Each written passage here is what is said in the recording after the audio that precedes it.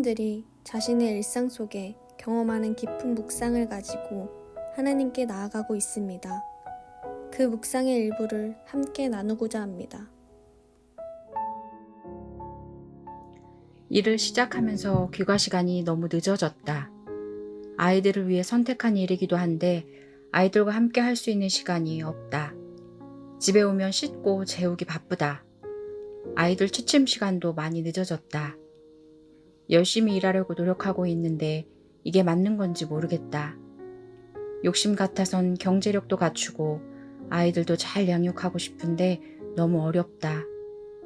확신이 없어 불안하고 고민이 된다. 명확하게 보이는 길이면 좋으련만 늘 그렇지가 않다. 그래서 나는 오늘도 하나님께서 나를 붙드시고 인도하시기를 간절히 바란다. 연약한 나는 그저 나에게 주어진 정황 속을 믿음으로 걷기를 기도할 뿐이다. 하나님께서 자녀된 우리를 돌보아 주실 것을 믿음으로 오늘도 나아간다. 오늘 우리가 함께 나눌 말씀은 룻기 1장 1절에서 5절 말씀입니다. 사사들이 치리하던 때에 그 땅에 흉년이 드니라. 유다 베들레헴의 한 사람이 그의 아내와 두 아들을 데리고 모압 지방에 가서 거류하였는데 그 사람의 이름은 엘리멜렉이요 그의 아내의 이름은 나오미요 그의 두 아들의 이름이 말론과 기련이니 유다 베들레헴 에브랏 사람들이더라.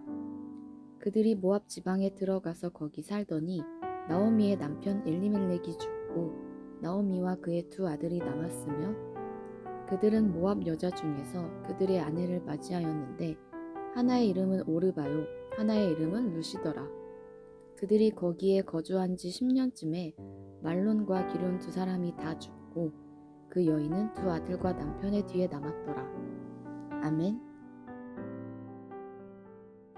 반갑습니다.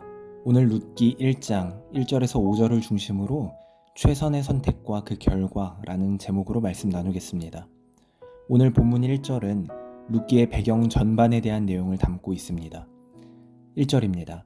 사사들이 치리하던 때에 그 땅에 흉년이 드니라. 유다 베들레헴의 한 사람이 그의 아내와 두 아들을 데리고 모압 지방에 가서 거류하였는데 룻기의 배경은 방금 읽었던 것처럼 사사들이 치리하던 때입니다. 이스라엘은 끊임없이 하나님을 배반하고 우상을 섬겼고 하나님은 그런 그들을 징계하셨습니다. 이스라엘 백성들은 고통당하는 와중에 하나님께 다시 부르짖게 됐고 그 소리를 들으신 하나님은 사사들을 통해 그들을 구원하셨습니다. 그러나 다시 평안한 때를 살게 된 이스라엘은 재차 하나님을 배반하게 됩니다. 하나님은 계속 징계를 통해 그들을 다시 찾으시고 또 다시 부르시지만 이스라엘은 반복되는 구원 속에서도 점점 더 범죄하게 됩니다. 사사들이 치리하던 때는 이렇게 순환적인 구조, 특히 점점 더 신앙의 밑바닥을 향해 가는 하향식 순환 구조를 띠는 어두웠던 시기입니다. 또 사사시대는 사람들이 각자 자기 마음과 눈에 좋을 대로 행하던 시기였습니다. 사사기의 마지막 구절은 이렇게 되어 있습니다. 사사기 21장 25절입니다. 그때 이스라엘의 왕이 없었으므로 사람이 각기 자기의 소견에 옳은 대로 행하였더라. 왕이 없었다고 되어 있는데 사실 그들에게는 처음부터 왕이 있었습니다. 하나님은 늘 그들의 왕이요 그들은 그의 백성인 관계를 원하셨고 그렇게 광야에서 이스라엘 백성들을 훈련시키시며 이끄셨습니다. 가나안에 들어가는 모든 과정이 그랬습니다. 그들에게는 분명 왕이 있었던 겁니다. 그런데 역설적이게도 왕이 없던 시기로 불리는 것이 바로 본문의 배경인 사사들이 치리하던 때인 겁니다. 이런 시대 속에서 룻기에 가장 처음 등장하는 사람의 이름은 참 의미심장합니다. 그의 이름은 엘리멜렉입니다. 2절입니다. 그 사람의 이름은 엘리멜렉이요 그의 아내의 이름은 나오미요 그의 두 아들의 이름은 말론과 기럨이니 유다 베들레헴 에브랏 사람들이더라. 그들이 모압 지방에 들어가서 거기 살더니 엘리멜렉이라는 이름은 하나님은 왕이시다 라는 의미를 가지고 있습니다. 왕이 없어 각기 자기 소견에 옳은 대로 행하던 시기에 엘리멜렉의 부모님은 그에게 하나님은 왕이시라 라는 이름을 지어주었습니다. 물론 룻기는 엘리멜렉이 자신의 이름대로 사는 모습을 보여주지는 않습니다. 성경이 그의 인생 자체에 관심을 두고 있는 것도 아닙니다. 그러나 우리는 하나님의 왕되심이라는 이 맥락 속에서 본문을 읽어야 할 필요가 있습니다. 룻기는 4장 그 맨 마지막 부분에서 다윗에게로 이어지는 족보를 나열하면서 끝이 납니다. 룻기 4장 22절을 보면 오벳은 이새를 낳고 이새는 다윗을 낳았더라 이렇게 끝이 나는데, 다윗은 하나님이 세우신 왕이자 언약의 중심 인물입니다. 정리하자면 룻기는 왕이 있었으나 없는 것처럼 살았던 사사시대에서 하나님에 의해 세워졌으며 또한 하나님을 진정한 왕으로 고백하던 자 다윗 왕 시대 사이에 징검다리 역할을 하고 있는 겁니다. 우리는 이 책을 읽을 때 자주 한 사람의 효심과 그로 인해서 얻은 복과 같은 주제에 집중하지만 룻기는 그런 책이 아닙니다. 어두운 시대 가운데에서도 자신의 백성을 긍휼히 여기시며 신실하게 일하시는 하나님에 대한 이야기가 나오미와 룻과 같은 인물을 중심으로 그려지는 것이 이 책의 메시지입니다. 이런 관점으로 본문을 대해야 하는데 1절을 다시 보면 그 땅에 흉년이 들었다 이렇게 되어 있습니다. 여기서 말하는 흉년은 원어적으로는 완전한 흉년, 기댈 것, 먹을 것이 하나도 없는 그 처절한 상태를 의미하는 말입니다. 그 땅은 분명 왕이신 하나님이 이스라엘을 이끌어 살게 하신 젖과 꿀이 흐르는 가나안 땅인데 그곳에 엄청난 흉년이 든 겁니다. 젖과 꿀이 흐른다던 하나님의 말씀은 어디 간 것일까요? 하나님이 거짓말을 하신 것입니까? 그렇지 않습니다. 앞서 보았듯 사사시대 속 하나님은 자신의 백성이 자신을 떠났을 때 주변 국가를 들어서 이스라엘을 치게 하셨고 그들이 굶주리게 하셨고 결국 자신에게로 시선을 돌려 부르짖게 하셨습니다. 약속의 땅의 핵심은 왕이신 하나님과 그의 다스림을 받는 백성된 자들의 관계입니다. 그곳이 가나안이 아니라 광야라고 해도 하나님은 자신의 백성을 굶어 죽게 하지 않으셨습니다. 앞에 홍해가 있고 뒤에 군대가 쫓아와도 그들을 이끄신 하나님은 그들을 결코 죽게 내버려 두지 않으셨었습니다. 오히려 그 속에서 더욱 신실한 자들로 세우셨고 배우게 하셨습니다. 당연히 본문의 시대도 마찬가지입니다. 그렇게 볼 때 엘리멜렉에게 한 가지 아쉬운 것은 그가 하나님께 부르짖었다는 말이 나오지 않는다는 것입니다. 유일한 소망이 하나님께 있음을 고백하는 것이 그 어떤 것보다 먼저여야 했습니다. 그러나 엘리멜렉은 가족들을 이끌고 그저 그 땅을 떠나 모압으로 갑니다. 모압은 서쪽으로는 사헤바다, 위로는 아르논강, 아래쪽으로는 세렛강이 흐르는 비교적 비옥한 지역이었습니다. 엘리멜렉이 기근을 피해 모압으로 이주한 것은 어쩌면 현실적으로 불가피한 선택이었을 것이고 그에게는 최선의 선택이었을 겁니다. 그러나 모압은 몰렉과 그모스를 신으로 섬기면서 어린 자녀를 불태워 신에게 바치는 가증한 일을 서슴지 않고 행하던 땅이라는 것을 그 또한 모르지 않았을 겁니다.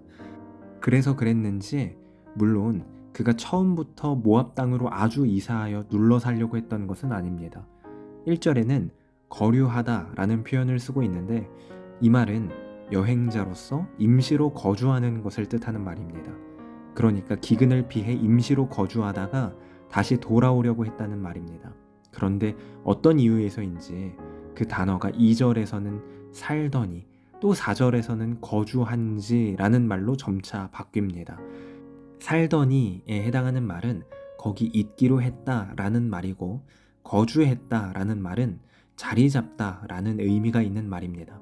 물론 엘리멜렉이 먼저 죽기는 하지만 그의 가족은 그곳에서 모압 여인을 아내로 맞이하기도 하면서 그렇게 10년을 거주합니다. 처음엔 잠시 머물러 간 곳일 뿐이었지만 아직 고향 땅에 기근이 멈추었다는 소식도 없을 뿐더러 거기에 있다 보니 그곳에 자리 잡는 것이 가정을 위해 더 좋은 결정이라고 생각했기 때문일 겁니다. 그런데 그런 결정의 끝은 그들의 기대와는 달랐습니다. 3절입니다. 나오미의 남편 엘리멜렉이 죽고 나오미와 그의 두 아들이 남았으며 그들은 모압 여자 중에서 그들의 아내를 맞이하였는데 하나의 이름은 오르바요 하나의 이름은 루시더라. 그들이 거기에 거주한 지 10년쯤에 말론과 기럨 두 사람이 다 죽고 그 여인은 두 아들과 남편의 뒤에 남았더라. 살기 위해 최선의 선택을 했지만 결국 다 죽었다는 것이 그들의 결말이었습니다. 흉년의 상태보다 더 비참한 상태, 철저한 절망의 상태가 되는데 고작 10년 걸린 것입니다. 물론 엘리멜렉의 가족이 약속의 땅을 떠나 모압으로 갔기 때문에 저주를 받아 죽게 되었다는 식으로 이 이야기를 해석하는 것은 무리한 해석입니다. 후에 나오는 나오미의 반응과 말들을 볼 때 그들이 하나님을 아주 잊고 떠났다고도 볼 수는 없습니다. 지금 나누려고 하는 것은 한 가정에 내려진 저주에 관한 것이 아닙니다. 다만 우리네 인생, 그 한계만은 우리의 최선의 결정이라고 하는 것이 얼마나 허망한 결말로 향하게 되는지를 보자는 것입니다. 잠깐은 더 나은 선택을 했다고 생각할 수 있을지 모릅니다. 그러나 고작 10년입니다. 이 땅에서의 인생은 길지 않습니다. 우리는 영원한 것을 보아야 하며 살아가는 동안 늘 왕이신 하나님을 향한 믿음이 있느냐 없느냐 하는 문제를 두고 씨름해야 합니다. 하나님의 은혜가 아니면 살 소망이 없다라는 말은 그냥 하는 말이 아닙니다. 하나님 없는 자의 삶은 그 삶이 어떠하든지 결국 죄의 삭신 죽음으로 갈 뿐입니다. 그러나 하나님은 그런 우리의 실력과 한계 속에서 일하시는 분이시며 또 일하실 분이십니다. 진정한 의미에서 죽지 않게 하실 것입니다. 그래서 고난의 때에 하나님께로 돌아가 우는 것, 그의 말씀을 듣는 것, 그리고 순종하는 것이 엘리멜렉이 취했어야 할 첫 번째 일이자 최선의 선택이었던 것입니다. 말씀을 정리하겠습니다.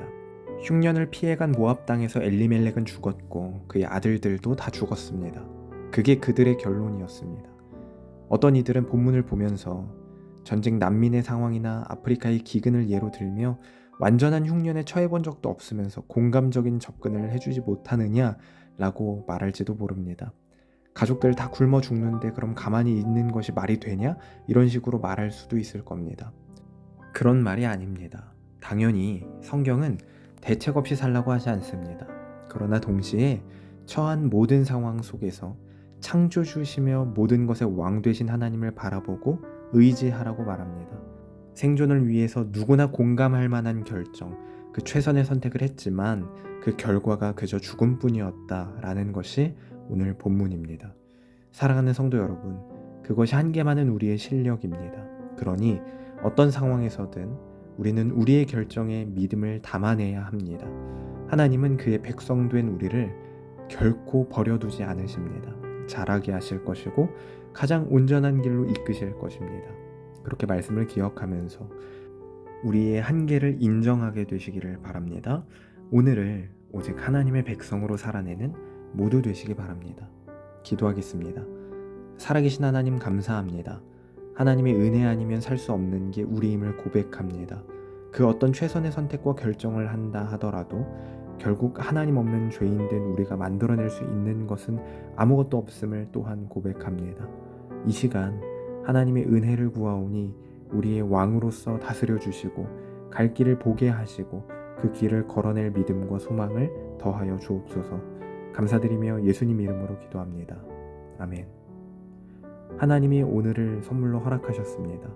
어떤 상황 속에서도 하나님을 주로 고백하며 순종하는 백성, 믿음의 자녀로 살아내는 모두 되시기 바랍니다.